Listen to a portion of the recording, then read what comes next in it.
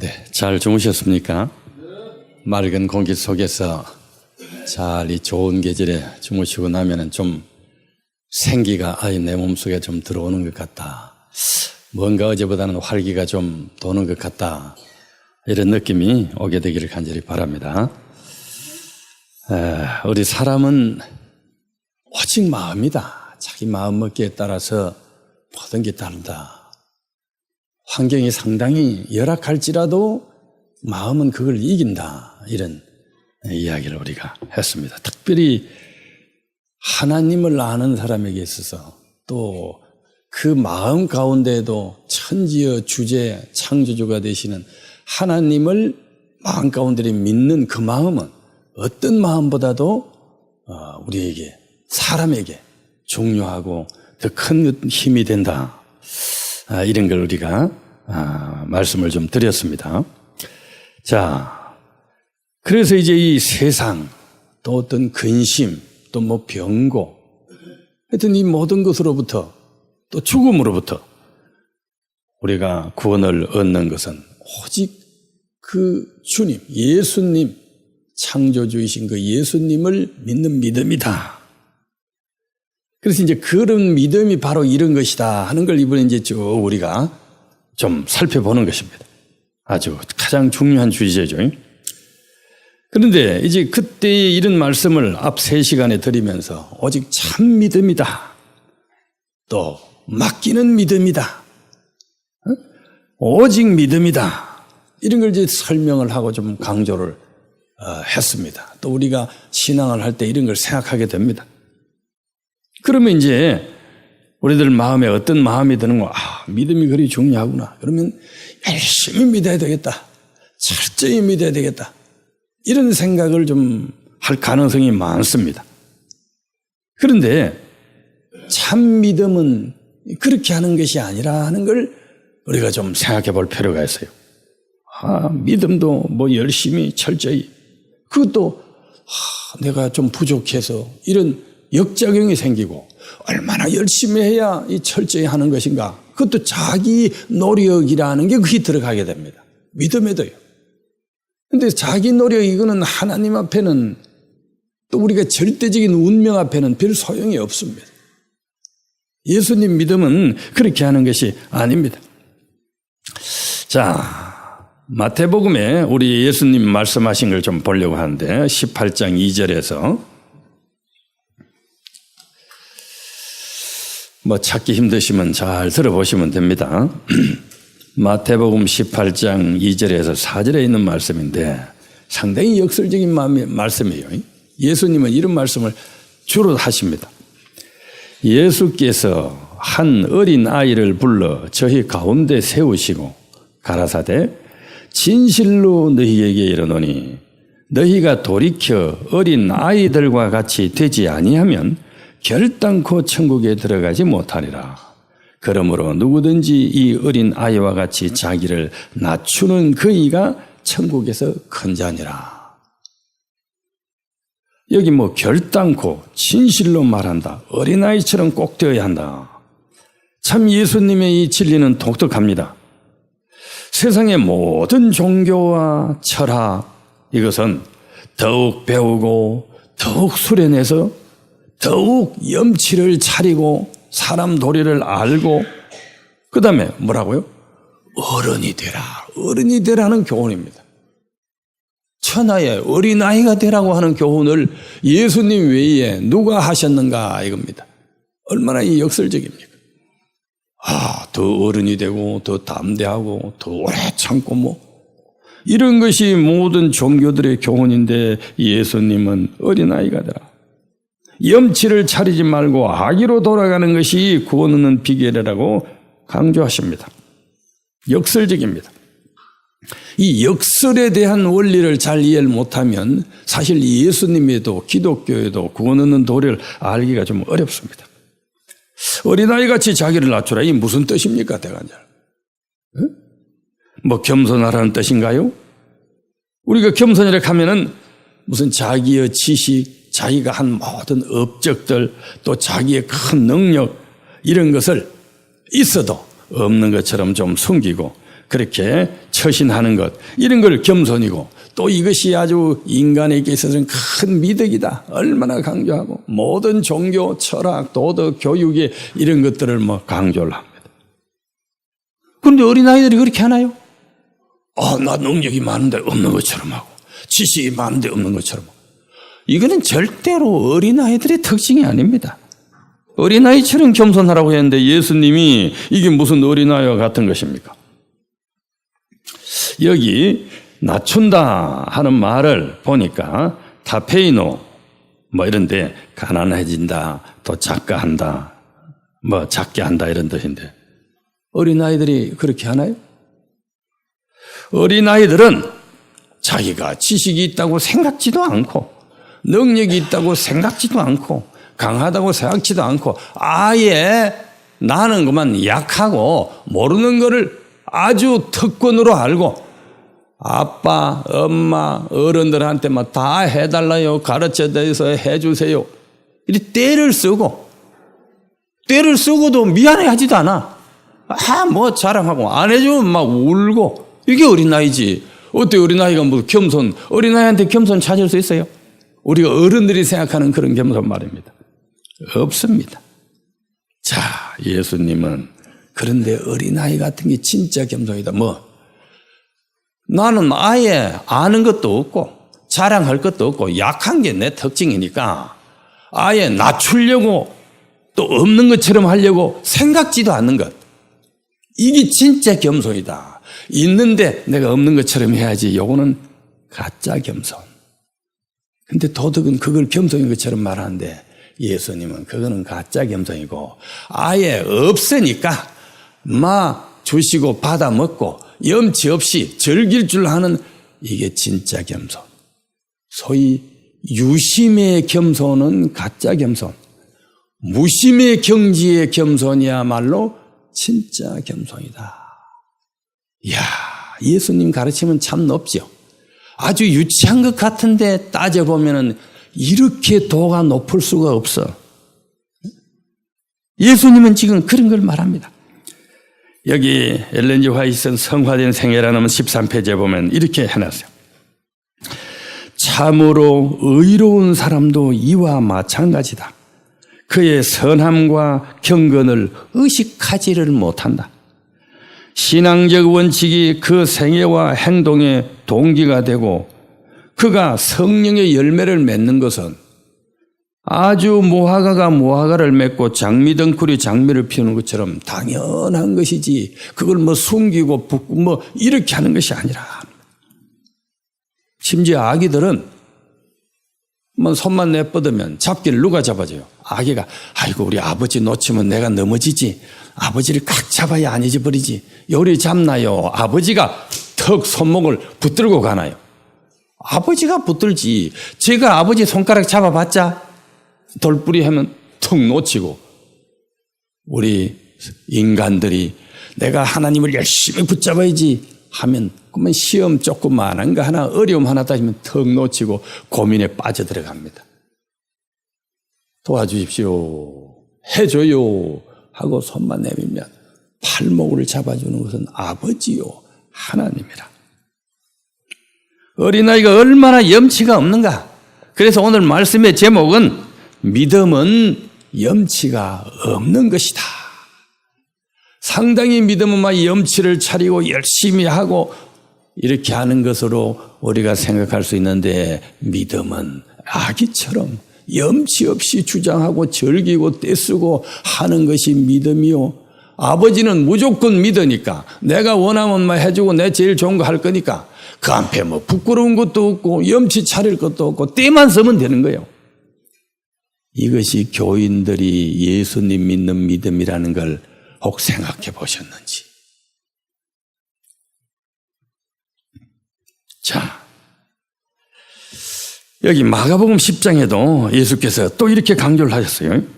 13절부터 사람들이 예수님의 만져주심을 바라고 어린 아이들을 데리고 오매 제자들이 꾸짖거늘 예수께서 보시고 분히 여겨 이르시되 어린 아이들의 내게 오는 것을 용납하고 금하지 말라. 하나님의 나라가 이런 자의 것이니라. 내가 진실로 너희에게 이르노니 누구든지 하나님의 나라를 어린아이와 같이 받들지 않는 자는 결단코 들어가지 못하리라. 여기 받든다. 어린아이가 하나님 나라를 받든다고 되어 있어요. 여기 이제 우리가 개역 개정판 우리들이 지금 대개 보는 성경에 그래 되어 있어요. 그래 제가 생각을 해보세요. 어린아이가 뭐 하나님의 나라를 아주 받든다? 아무것도 생각나는 게 없어요. 여러분 어린아이들이 뭐 하나님 나라를 뭐 받듭니까? 어른들이 뭐 받들어 드리려고 애를 쓰죠.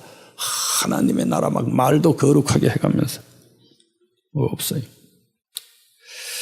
자, 그래서 이제 이 받든다는 말을 좀 찾아보았네요. 찾아보니까 이 받든다는 말이 데코마이인데 이 데코마이가 이 해석을 보니까 받아들인다, 환영한다 뜻이에요. 받들어 들인 게 아니고 받아들인다, 환영한다. 그래서 뭔가 번역이 조금 잘못된 것 같아요. 그래서 새 번역이나 공동 번역이나 이런 걸 영어 성경이나 이런 걸 볼 때에 받아들인다라고 되어 있더라 이겁니다. 그래서 이걸 역시 받든다. 그게 조금 잘못된 것이구나. 받아들인다. 어린아이는 어른들이 하나님 나라가 있어 천국 간다 하면 뭐 그대로 받아들여 버리지. 어디 천국이 어디 있는데 과학적으로 증명돼서 이렇게 하지 않잖아요. 그렇게 받아들인다 뜻이. 그래서 하나님의 나라를 어린아이와 같이 받아들이지 않는 자는 결단코 들어가지 못하리라. 뜻이 이렇게 되어 있어요. 아기들이 부모 말을 선생님 말을 받아들이듯이 그렇게 받아들이는 것. 이것이 바로 천국이요. 그래서 이 어린아이와 같이 되는, 그래서 염치 없이 되는 이것이 바로 하나님 나라에 들어간다.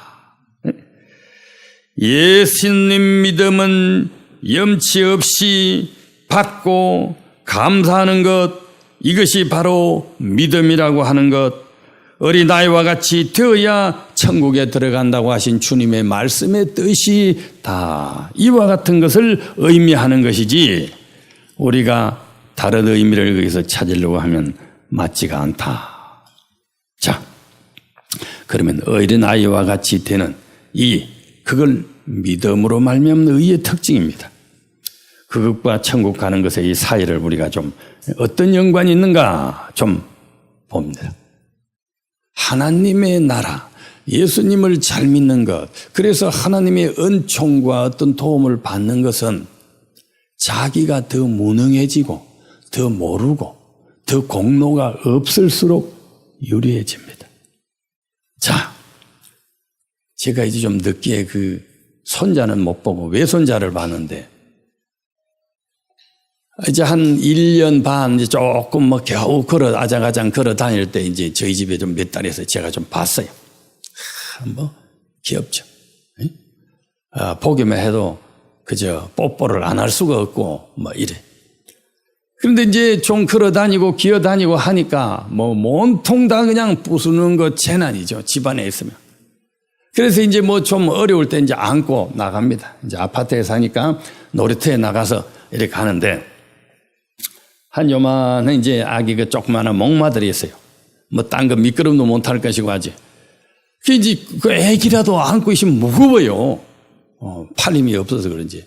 그래서 이제 허리도 아프고 무겁고 해서 그것도 올려놓고 손을 조금 내빼다가 손잡이에 이제 이렇게 딱 얹어줬어요. 앞으로 앉혀놓고. 이제 손을 요리 잡고 이렇게 앉았으니까 조금은 있겠지 하고 이제 허리 좀 펴려고 손을 딱 떼는데 이거 잡은 건 아무것도 아니에요. 또 굴러 떨어지네. 아기가 자지러지게 우는데 아기가 놀란 것보다 제가 더 놀랐어요. 아이고 이게 안 다쳤는가.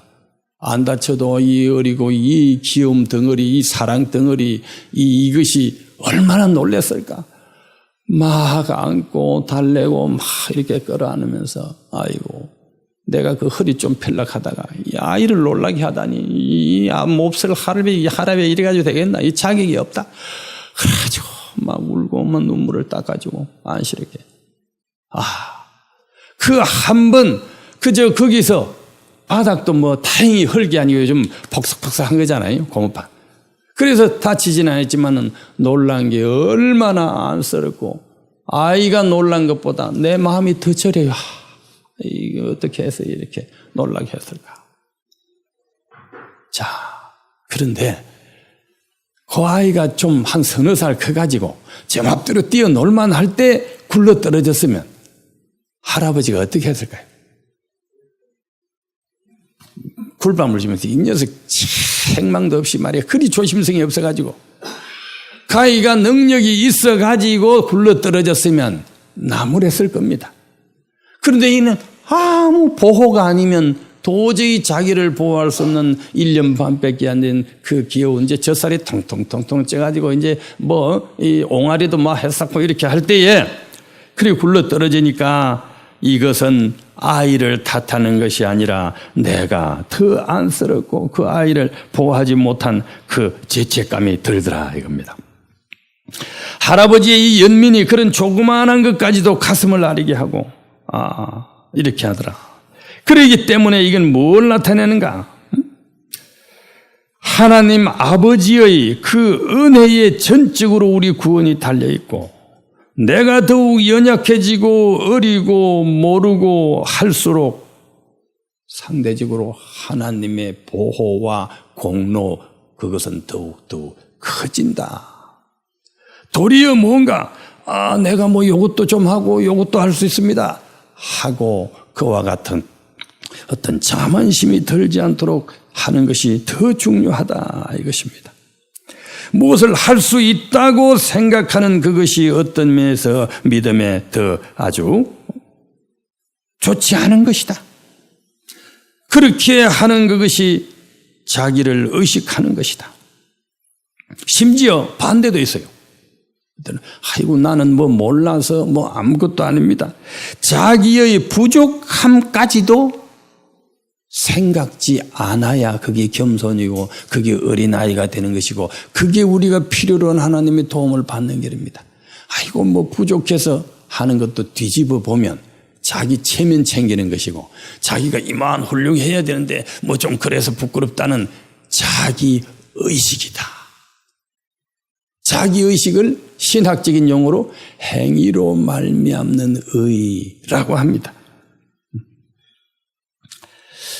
바로 이 자기를 의식하지 않는 것, 그걸 또 다른 말로는 자기 부인, 성경에는 자기를 부인하지 않고는 하나님 나라에 갈 수 없다.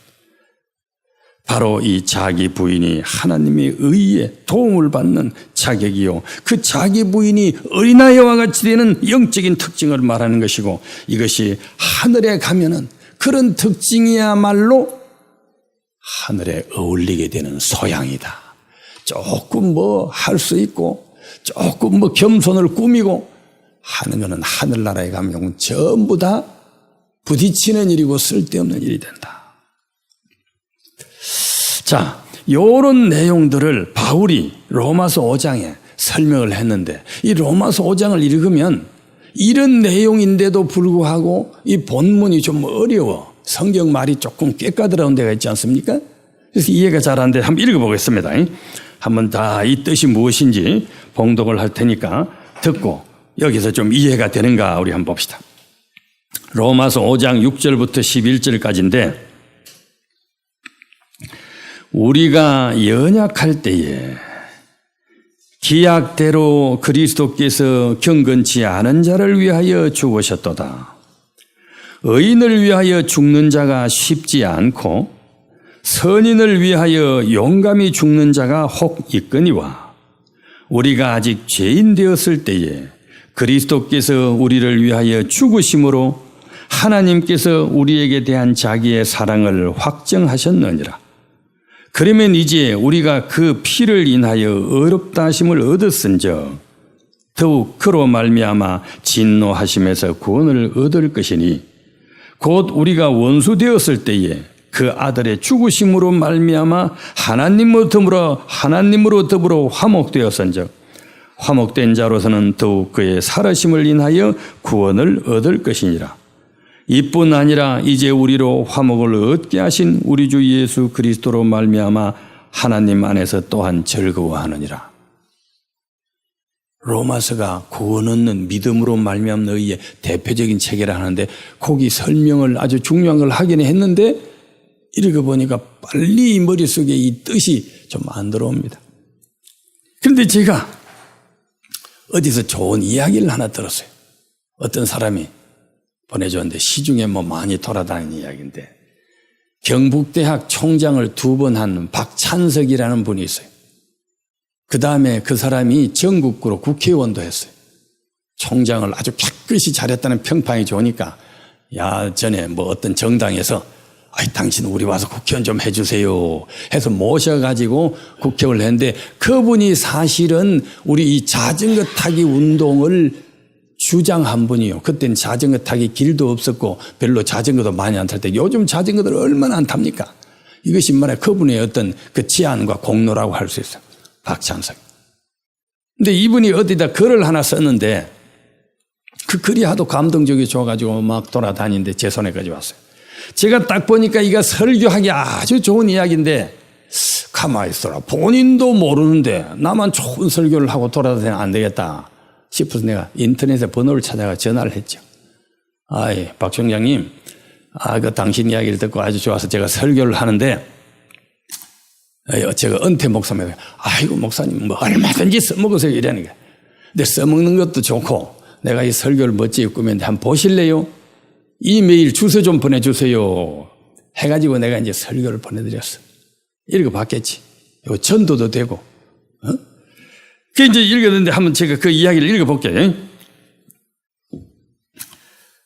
나의 고향은 경남 산청이다.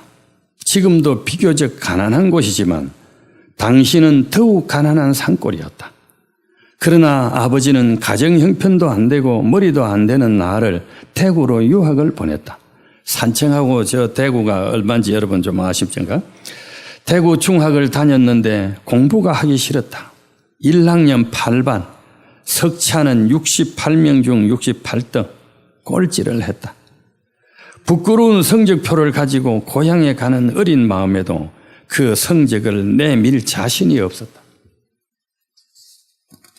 참 그때는 학생도 많았죠. 68명씩이나.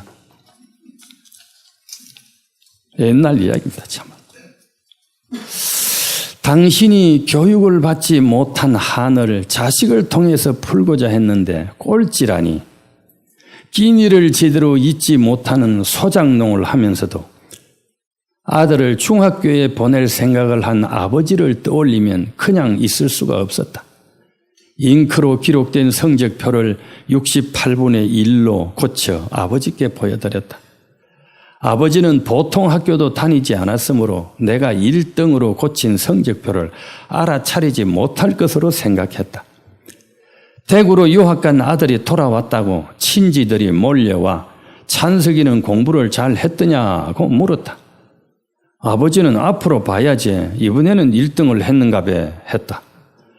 명순이, 아버지 이름인데 명순이는 자식 하나는 잘 뒀어. 1등을 했으면 책거리를 해야지 했다. 당시 우리 집은 동네에서 가장 가난한 살림이었다. 이튿날 강에서 멱을 감고 돌아오니 아버지는 한 마리뿐인 돼지를 잡아 동네 사람을 모아놓고 잔치를 하고 있었다.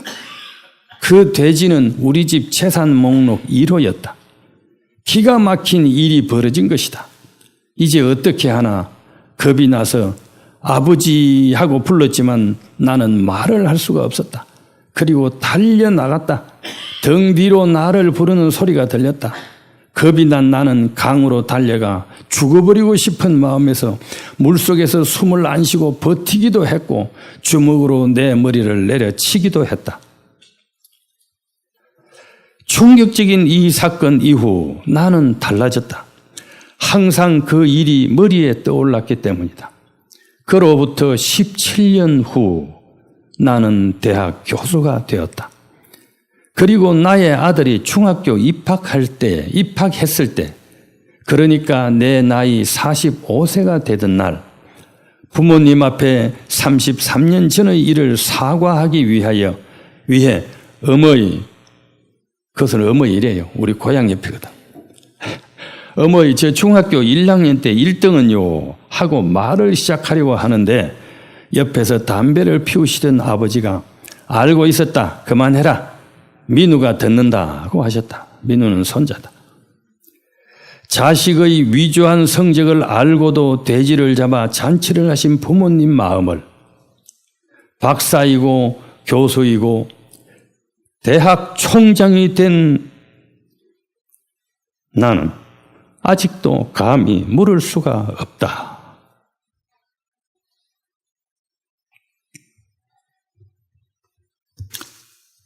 감동적이죠. 사실이고 이거는. 그래서 제가 전화도 해봤어요. 자, 그런데 이 이야기가 방금 잘 이해가는 그 로마서, 지금 오늘 우리가 듣는 이 주제 이야기하고 똑같아. 아주 적절한 예화라.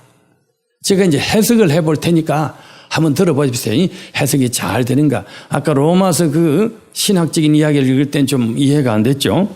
자, 우리가 아직 연약할 때에, 찬석이가 소견머리 없고 아직 어릴 때에, 찬석이는 우리들이나 마찬가지입니다. 기약대로 그리스도께서 경건치 않은 자를 위하여 죽으셨도다. 아버지가 유학 보낸 기대를 저버린 꼴찌한 자식을 위해 채산 1호를 잡으셨도다 하는 말하고 같다.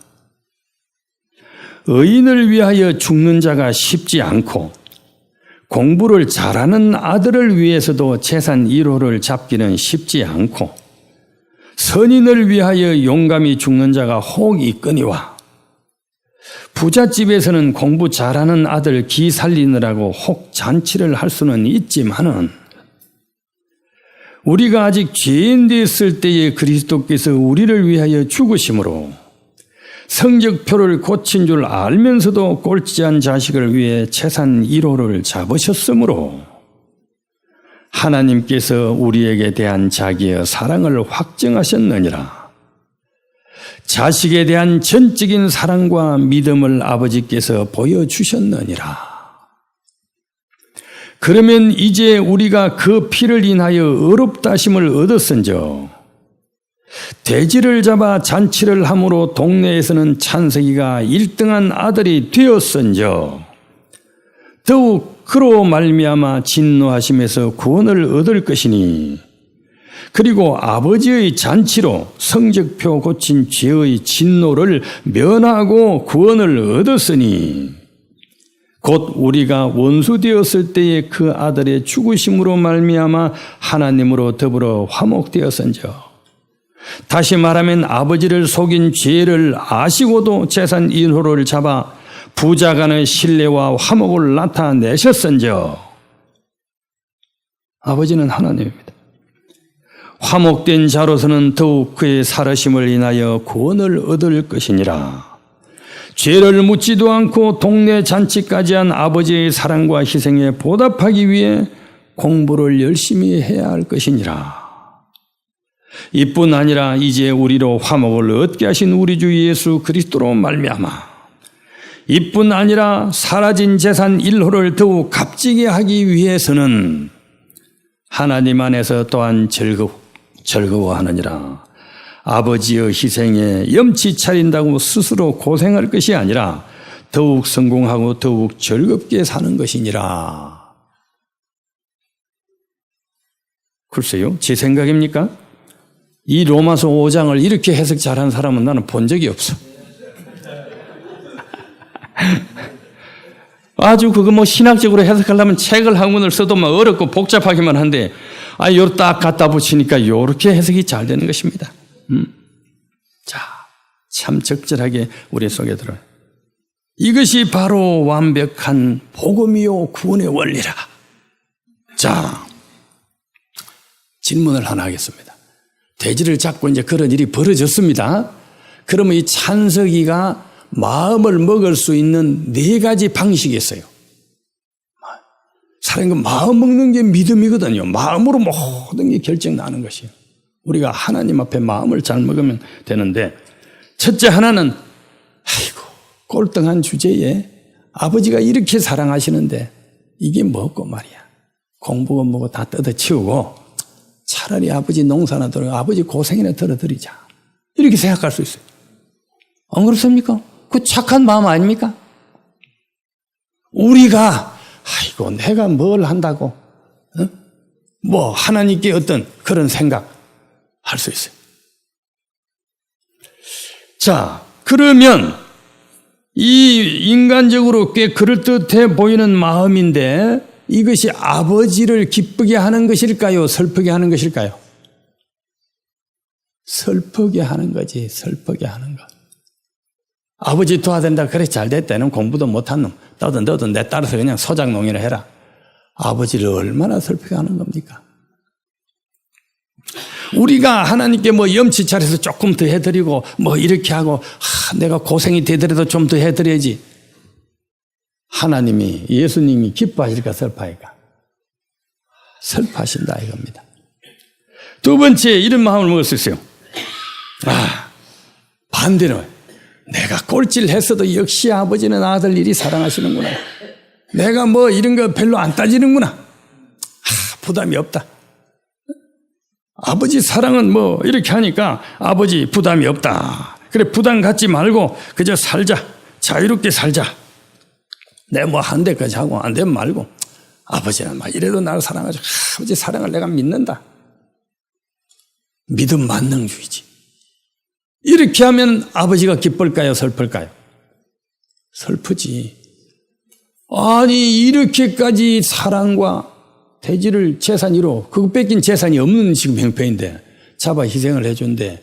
그걸 뭐 제 자유롭게 편하게 살라고 해준 것처럼 그렇게 그저 잘 때 자고 일어날 때 이고 그저 뭐 한 몇 등 더 올라가면 올라가고 이렇게 부담스럽게 살면 우리가 개혁하고 회개하고 어떤 헌신하고 하나님 말씀을 따르고 하는 그런 열심도 없이 뭐 구원 얻었다, 축복 받았다, 그리고 뭐 할 거 다 하고 세상 사람 비슷하게 이렇게 살면 우리 아버지 하나님께서 안 기뻐하신다. 그런 마음도 먹을 수 있어요. 있습니까? 없습니까? 요즘 많은 그런 아이들이 그런 마음을 먹고 그저 부모한테 속을 썩힙니까? 안 썩힙니까? 썩힙니다. 자, 또 이제 세 번째. 요거는 꽤 그럴듯해 보입니다. 내가 이미 아버지도 1등으로 생각하시고 이렇게 희생까지 하셨고 또 동네에 1등으로 다 소문이 났으니 꼭 내가 이제 1등을 해야 되는데 1등 안 하면 내가 이제 거짓 불행이가 되고 이제 정말 손가락질 당하고 참을 수 없는데 어떻게 하면 1등 할까? 1등 밤낮 없이 부담 가운데 막 근심각정 노력은 하기는 하는데 1등이 안 돼요. 이제 이야기가 1등을 했는지 안 했는지는 지금 제가 이야기 없이 잘 모르는데 여러분 짐작에 그래 찬석이가 그래 꼴등한 찬석이가 뭐 머리는 좀 있고 시골 출신이라고 하지만 그래 해가지고 그 대구에서 제일 좋은 학교를 가서 1등을 했을까 안 했을까? 1등 했는가 하는 말은 없어. 근데 제가 짐작키로는 아마 1등은 못했을 것 같아. 상위 그릇까지는 올라갔지. 한 5등까지는 올라간지 몰라요. 그러면 1등으로 소문났고 아버지가 1등으로 잔치를 했는데 1등 못 올라갔으면 이 아들은 아주 불효한 아들이고 그 모든 아버지 기대를 어긋낸 아들입니까? 아버지가 1등을 보고 시킨 겁니까? 아니면 최선 내 능력껏 해서 무언가 이 가문을 좀 일으켜봐라 하는 뜻으로 한 겁니까? 우리 신앙도 마찬가지요. 표준을 이루고 원하는 걸 다 하려고 말씀대로 다 하는 그 1등이 중요한 것이 아니라 사랑하고 그 나를 위해 희생한 주님의 그 희생에 감사해서 내 최선의 충성과 그분에게 즐거움을 드리고자 하는 이 노력, 그 정성이 중요한 것입니다. 그래서 1등의 부담 가운데에 늘 자기를 다스리고 체면 차리고 뭘 하려고 애를 쓰고 이렇게 마음을 먹을 수 있어. 그래서 얼른 돌아가서 막 또 사람이 살다 보면 피곤하고 뭐고 게으름 피우고 싶던데도 아버지나 동네 사람이 얼른 또 공부하는 것처럼 막 이리 하고 1등을 해야 되니까 1등처럼 보여야 되니까 이렇게 하면 아버지 마음이 아이고 저놈 열심히 한다고 기뻐하실까? 진정으로 기뻐하지 못할까? 아니지. 보세요. 한 방법도 안 돼. 두 방법도 안 돼. 세 방법도 안 돼. 그런데 다 사람들이 충분히 먹을 수 있는 마음, 취할 수 있는 태도들이다 이겁니다. 네 번째는 뭐가 있는가? 아버지의 희생과 용서에 참으로 내가 감격했다. 감사한다. 기대에 부합하려고 열심히 한다. 그러면서 또 아버지의 사랑을 알기 때문에 내가 꼭 1등을 바라시는 것이 아니라 내 최선의 노력과 헌신을 바라시고, 그래서 5등을 했더라도 내가 유학을 갈 만큼 실력이 늘고 또 뭐 이렇게 해서 아버지의 뜻에 진짜 바로 감사하는 마음으로 부담도 크게 안 가지면서도 자기 할 수 있는 노력을 다하고, 그 다음에 아버지의 최고의 원하는 것은 내가 성공하고 내가 행복하고 잘되고 마음이 즐거운 것이지 그 어떤 표준의 1등을 하는 것이 아니다. 아버지는 나를 사랑한다. 그래서 나의 행복과 나의 성공을 위해서 스스로 활동하는 여기에 찬석이는 들어가 가지고 17년 후에 교수가 되더니 드디어 총장까지 되고, 총장이 되어서 전국으로 훌륭한 사람으로 유명해 가지고 정당에서 영입해다가 국회의원이 되고, 이런 사람까지 되어서 그가 소위 아버지의 기대를 이루었다 하는 것입니다. 자, 이제 우리 말씀을 마치면서 우리가 예수 그리스도를 믿고 이 모든 것들로부터 구원을 얻는 것은 뭐 염치를 차리고 하는 것이 아니라 어린아이처럼 그 사랑에 온전히 믿고 맡겨서 도리어 염치 없이 그 사랑을 누리는 것, 그 사랑에 적응하면서 우리가 자기의 행복을 추구해가고 주님의 영광을 드러내는 이것이 참 믿음이다. 오늘 우리는 참 믿음은 염치가 없는 것이다 하는 이 말에 다 같이 새로운 믿음의 개념을 깨닫고 우리의 믿음의 길이 더욱 행복하시고, 또 그래서 진정으로 우리의 아버지 되시는 주님께서도 우리의 신앙생활을 보고 즐거워하시는 아버지가 되도록 해드리게 되기를 간절히 바랍니다. 기도드리겠습니다. 하나님 아버지, 이 아침에 또 예수 그리스도를 믿고 하늘로 가는 길에 큰 도움을 주셨습니다. 오 아버지 하나님, 저희 마음에 이 올바른 길을 늘 살피고, 그래서 하나님께서 즐거워하시는 이 믿음의 의의 길을 잘 걸어가게 하여 주시옵소서.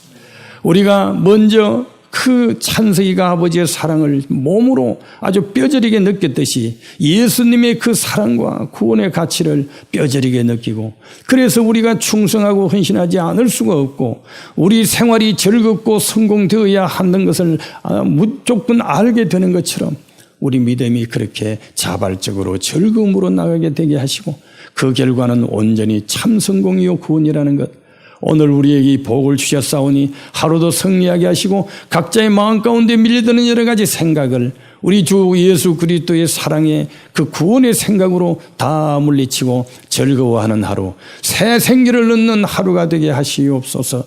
각자 여러 짐이 있을지라도 주 앞에 이처럼 내려놓고 오늘도 승리하는 하루가 되도록 축복하여 주시옵기를 예수님 이름으로 간절히 기도드리옵나이다. 아멘.